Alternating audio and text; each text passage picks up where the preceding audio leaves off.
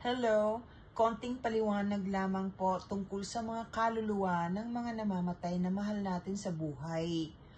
Kasi po, ang daming nakikiusap sa akin na kung maaari ay tulungan ko sila na makausap nila ang mga yumaong minamahal nila. Marami rin ang nagtatanong, bakit matagal nang namatay, hindi pa rin nila nakakausap kahit sa panaginip man lamang, hindi nagpaparamdam, hindi nagpapakita.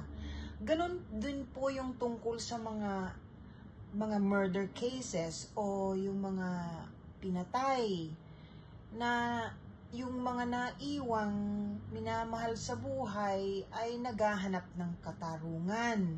Ano po? Ito ay sa abot lamang ng aking kaalaman. Katulad po ng palagi kong inuulit, ipinanganak po akong ganito. Hindi ko lamang po pinagsasabi at hindi pinag-uusapan dahil ang henerasyon ko po, hindi namin ipinagyayabang ang mga katulad nito. Hindi kailangan at hindi naman totoong nakakatulong.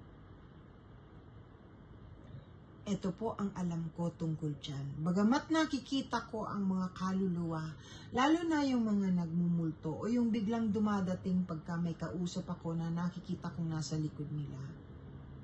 Hindi ko po yan sinasabi. Hindi ko ina-acknowledge.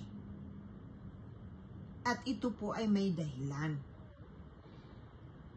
Kasi po, ang mga kaluluwa ng mga namatay na mahal natin, kung meron po silang gustong sabihin sa inyo, sila mismo ang magpapakita sa iba't ibang pamamaraan. Sila ang magpaparamdam. As far as I am concerned, yung sa akin po, ito personal ko po, I have nothing against espiritista. Meron pong mga espiritista na yan po ang forte nila, na yan, ganun po talaga. Ako po, kahit nakikita ko, hindi ko po yan ginagawa. Aayaw ko po yan. Kasi ang kaluluwa po, kung totoong gusto talagang magpakita sa inyo, makakapagpakita yan sa inyo. They will gather enough energy to be able to manifest themselves even through dreams. Pero hindi po yan yung basta-bastang pagkahiniling ninyo, makakausap ninyo. Hindi po. May pinagpapaalaman din po yan kung nasaan sila. At meron din po silang ginagawa. Busy din sila. Kahit po yung mga napatay, may reason kung bakit ayaw nilang makipag-usap o ayaw na nilang malaman pa ninyo kung bakit nangyari yon, kung sino ang pumatay sa kanila. May dahilan. At sila po ang higit na nakakaalam, lalo na pagka nandun na sila sa taas. Ano po, maari po kasi hindi naman makakabuti o maaring talagang yun ang pamamaraan ng paglikas nila dito sa mundo. Diyos lamang po ang nakakaalam. At kung dapat ninyong malaman, tsak sila mismo ang gagawa ng paraan. I promise you that. Yung po alam ko. Nakikita ko po sila. Pero hindi ko man nakikita, kailangan ko sabihin. Merong nakikiusap. One time nangyari na po yan. Nag-free clinic po ako sa Antipolo, nangyari po yan. Na yung kaluluwa ng ama, nung asawa ng babaeng nagpapagamot sa akin ay dumating. May kwento po ako tungkol dyan. Pero yung po kayong mga namatayan na nagtatampo, nagtataka, bakit hindi man lang kayo dinadalaw? Akala ninyo hindi kayo mahal, kaya hindi sila nagpapakita o nalimot na kayo. Hindi po totoo yan.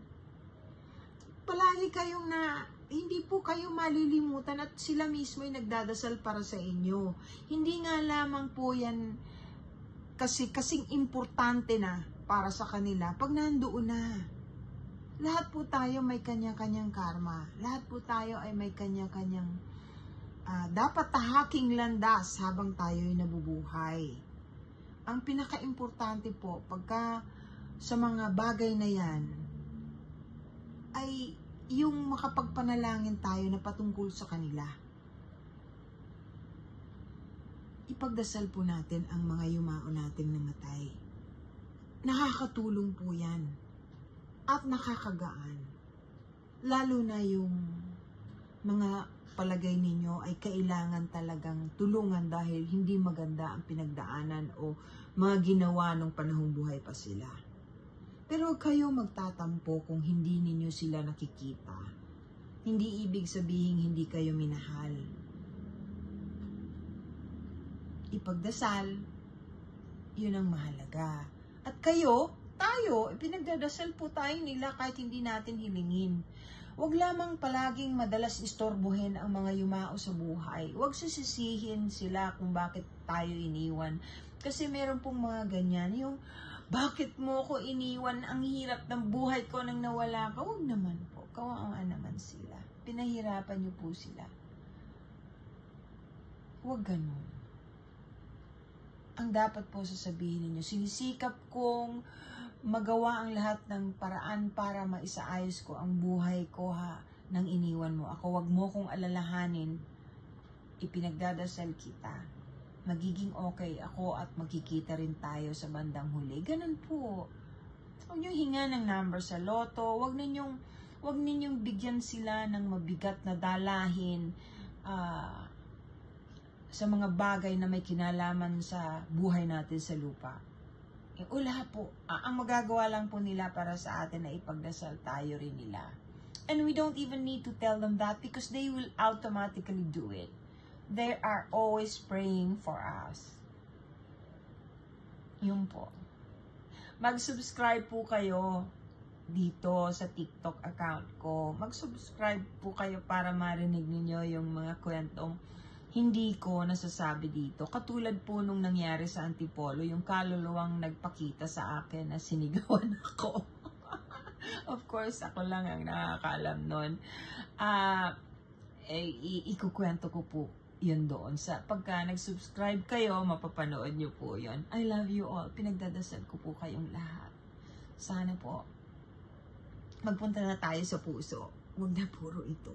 Puso naman nga ng pairali natin. Kailangan natin Alam nyo, hindi naman mariresolba ang mga problema natin sa pamamagitan ng galit, sa pamamagitan ng pakikipag-away,